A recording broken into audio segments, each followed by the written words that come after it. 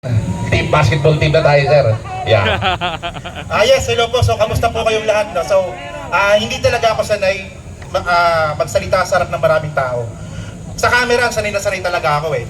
Pero, nung nalaman ko na ako na yung sunod, napamura talaga ako. Ang sabi ko, anak naman ng fentanyl ito, no? Ako na yung kasunod. So, ngayon mga kababayan, no? Alam nyo kung ano yung pinaka-nakakasar kay Sara Duterte kung bakit kailangan niya mag-resign? Yung mga simpleng trabaho lang ng admin na trabaho. Alam niyo yung mga admin na trabaho, di ba? Yung trabaho sa opisina. Napakasimple na lang nun mga kababayan, hindi niya pa nagawa ng maayos.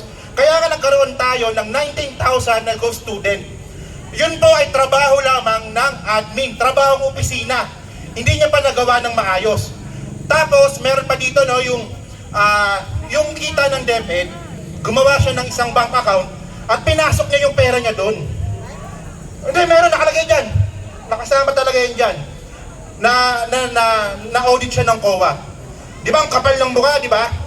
Tapos mga kababayan, alam nyo kung saan ako pinaka-naiinis talaga? Nagsalita siya ng Chinese. Tapos, ang sabi niya, ang gusto niya daw, magkaroon daw po ng partnership yung Pilipinas, yung DepEd sa China regarding sa education at saka youth development. Papayag ba kayo ng ganon? Hindi, di ba?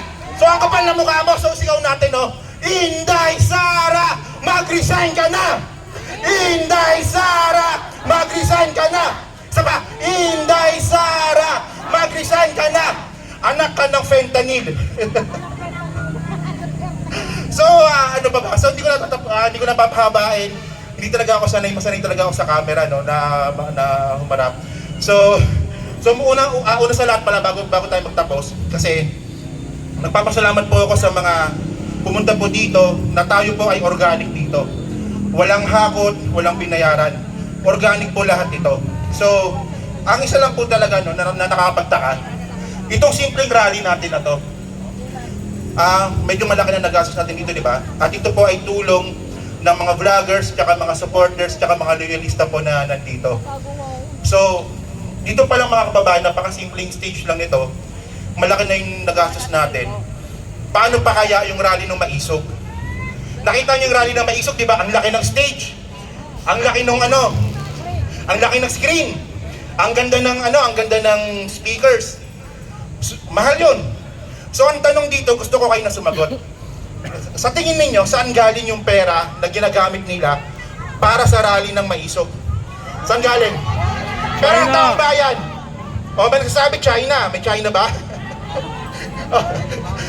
Pera ng taong bayan or galing sa China. So, para sa akin, malaking karangalan po ito na nandito po tayong lahat. Organic,